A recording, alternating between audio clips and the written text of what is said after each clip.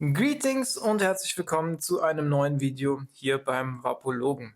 Ich darf euch heute wieder mal ein Produkt vorstellen, diesmal allerdings kein Kräuter-Vaporizer, denn wir gucken uns heute einen Konzentrat-Vaporizer an, ein Dabric der Firma Yokan Black. So sieht das Teil aus, in dieser Verpackung kommt das und es geht um das Modell Go. Es ist ein portables, batteriebetriebenes Dabric. Einigen ist die Marke Yokan vielleicht schon bekannt. Ich kenne die auch, allerdings eher von, sagen wir, Low-Budget-Vaporizern, die jetzt nicht unbedingt wirklich gut waren. Oder man kennt die auch gerade in den letzten Jahren für Akkuträger, für Konzentrate-Cartridges, die zumindest in den Staaten recht beliebt sind, weil sie relativ günstig sind, die aber bei uns nie großartig irgendwo zu bekommen waren, zumindest wenn ich danach geguckt habe. Hier muss ich allerdings sagen, kann ich gleich vorwegnehmen, dass das in meinen Augen eine super Build-Quality hat und tatsächlich hat Yokan sich mit ihrer Yokan Black Marke in den Markt für High-End-Geräte eingebracht. Das haben die mir auch auf Nachfrage bestätigt. Es handelt sich also bei dem Gerät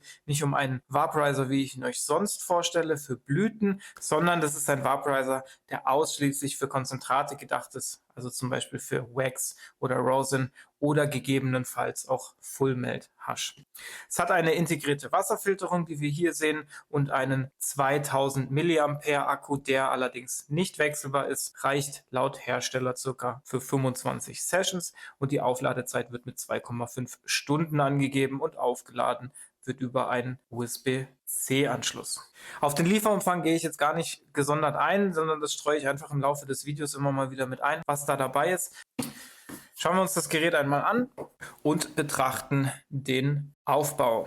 Es hat eine gute Größe, es lässt sich gut in der Hand halten, ist nicht zu groß und auch nicht zu klein. Der Durchmesser sind ca. 7 cm und die Höhe sind ca. 15 cm, wenn man das Mundstück nicht mitberechnet, wie es jetzt hier auch gerade nicht drin ist. Es ist also ein bisschen größer als so eine 330 Milliliter Cola-Dose zum Beispiel. Er ist relativ schwer, was auch dazu beiträgt, dass man das Gefühl hat, da irgendwas Hochwertiges in der Hand zu halten. Ohne dieses Case hier außen wiegt das Ding ca. 295 Gramm. Jetzt haben wir hier vorne das Display und darunter haben wir dann auch den Joystick, mit dem wir das Gerät bedienen. Das ist der einzige Knopf, den wir an diesem Gerät haben. Und unter diesem Joystick haben wir den USB-C-Anschluss. Pass-Through-Dampfen ist hier leider nicht möglich. Also wenn wir das Gerät aufladen, können wir es nicht gleichzeitig nutzen.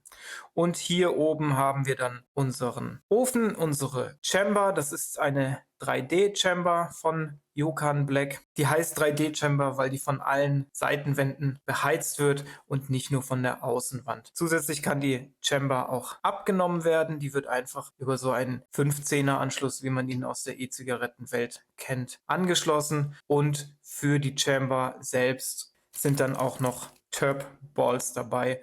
Das sind 4 mm große Glaskugeln. Auf der Chamber haben wir dann die Carb Cap, die aus Silikon ist, mit einem abnehmbaren Flip-Off-Deckel, in dem selber auch nochmal ein Glasstück reingesetzt ist, sodass man in die Chamber reingucken kann während dem Dampfen. Und wir sehen, dass hier nebendran 3 Schlitze sind, durch die die Luft gezogen werden kann. Das heißt, selbst bei geschlossener Carb Cap zieht die Luft durch die Schlitze an dem Glas vorbei und wandert in Richtung Kammermitte und zieht dann den heiß gewordenen Dampf mit. Neben der Chamber ist dann auch ein praktisches Dab-Tool in das Gerät integriert und daneben dran ist dann der Anschluss für das Mundstück und da sind 2 im Lieferumfang dabei. Wir haben einmal ein Mundstück aus Glas und wir haben auch ein Mundstück aus Metall und zusätzlich haben wir auch noch einen Verschlussdeckel für das Mundstück dabei.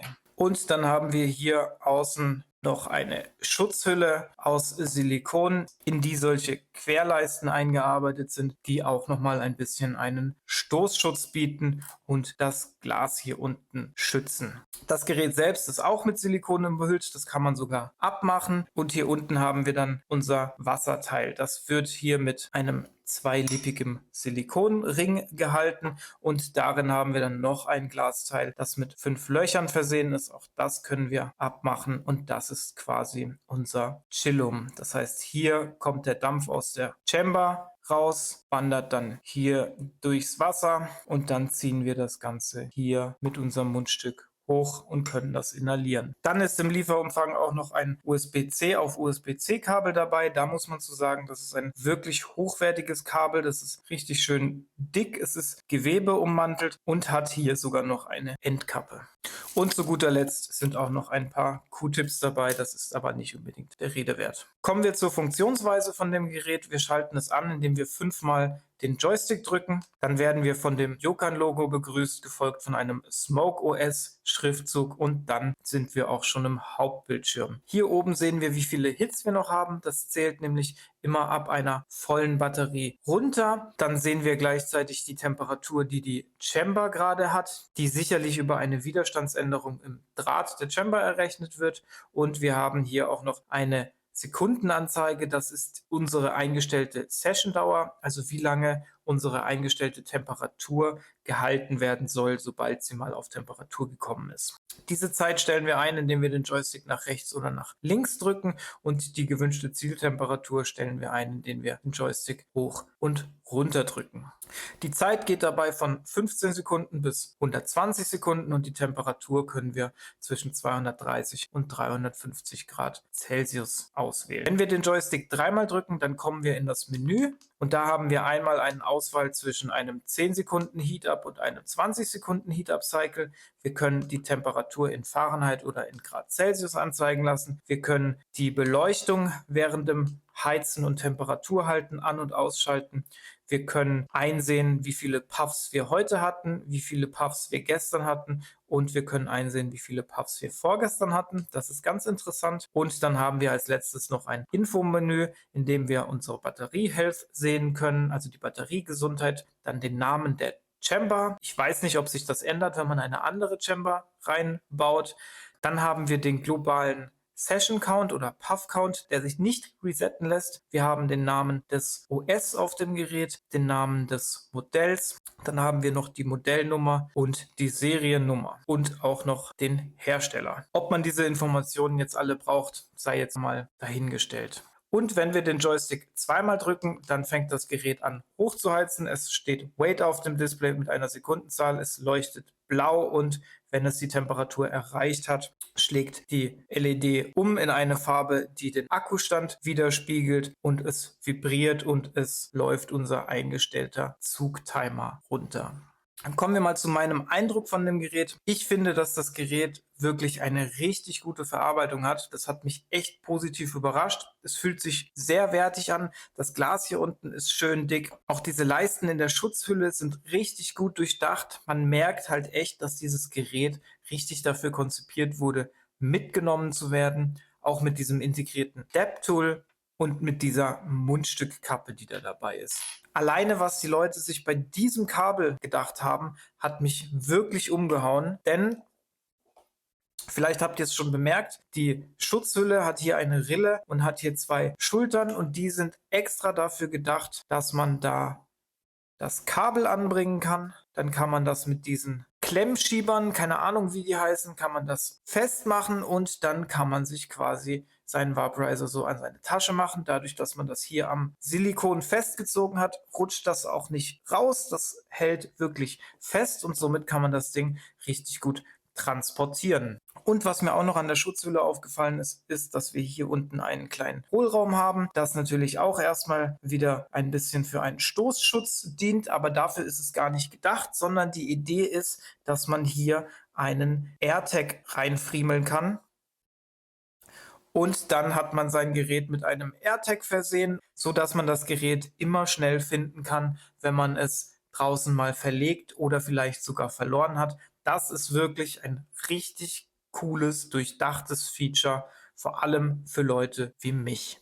Zur Performance muss ich sagen, kann ich jetzt gar nicht so viel sagen, außer dass das Konzentrat sehr gut verdampft und der Geschmack unglaublich gut ist, wenn man halt auch gutes Konzentrat hat. Ich habe damit Wax gedampft, Crumble, CBD-Isolat, Rosin, BHO und sogar Live-Hash damit verdampft. Und wie zu erwarten, war es halt nach dem Live-Hash am schwierigsten, wieder die Chamber hier oben sauber zu machen. Aber auch das hat wunderbar funktioniert. Ich bin sogar schon so weit gegangen und habe die komplette Chamber in Alkohol bzw. in Isopropanol eingelegt. Und nach einer Trocknungszeit hat die immer noch wunderbar funktioniert. Ich habe allerdings keinen Vergleich zu anderen elektronischen Dab-Bricks, weil das mein erstes Dab-Brick ist. Ich habe sonst eigentlich immer über Glas gedabbt und eigentlich bin ich auch gar nicht so der Fan von Dabbing, weil mir das meine Toleranz einfach zu schnell zu hoch schraubt und dementsprechend dabbe ich halt eher selten. Reinigen, muss man sagen, kann man das Gerät auch echt gut.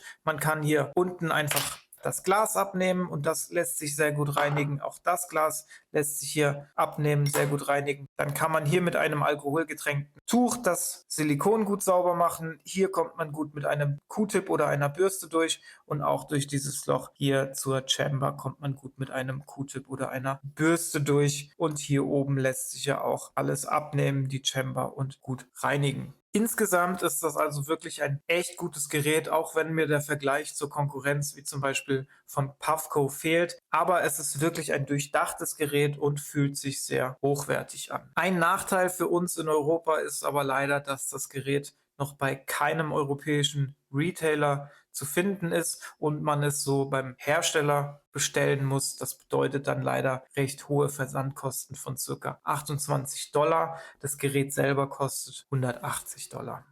Was mir aufgefallen ist, was ich so ein bisschen als ein Nachteil einstufen würde, ist, ich verstehe nicht, warum das Display auf dieser Seite angebracht wurde, also gegenüber von dem Mundstück, denn man würde ja eigentlich immer so vapen, weil es so angenehmer ist, aber dann hat man keinen Blick aufs Display und möchte man immer wissen, wie viel Zeit man noch hat, dann kann man das Mundstück zwar auch so drehen, dass man dann beim Ziehen oder kurz nach dem Ziehen easy aufs Display gucken kann. Allerdings hat man dann immer irgendwie seine Nase über der Chamber, was ich irgendwie nicht so cool finde. Aber das ist Meckern auf hohem Niveau. Vielleicht haben die sich bei dem Layout auch was gedacht und ich komme da nur nicht drauf. Weiterhin muss ich halt auch zugeben, ich habe keine Ahnung, wie lange so eine Chamber hält und wann die ersetzt werden muss, aber ich habe geguckt, was die kostet und die kostet halt gerade mal 27 $. Das heißt, wenn die mal nach einem Jahr Nutzung oder 2 Jahren Nutzung nicht mehr funktionieren sollte oder nicht mehr so gut performt, kann man sich halt auch für günstiges Geld einfach eine neue holen. Was haltet ihr von dem Gerät? Schreibt es mal in die Kommentare. Findet ihr sowas interessant? Seid ihr auch Deppen oder seid ihr eher so die Kräuterverdampfer-Leute? Zum Schluss habe ich noch einen Gutscheincode, falls ihr euch für das Gerät interessiert und bereit seid, direkt beim Hersteller zu bestellen. Dann kann ich euch einen 10% Rabattcode anbieten mit dem Code VAPOLOGE oder wenn ihr den Link in der Videobeschreibung nutzt. Das kompensiert dann auch ein bisschen die Versandkosten. Macht's gut, Leute. Bis zum nächsten Mal. Euer Vapologe.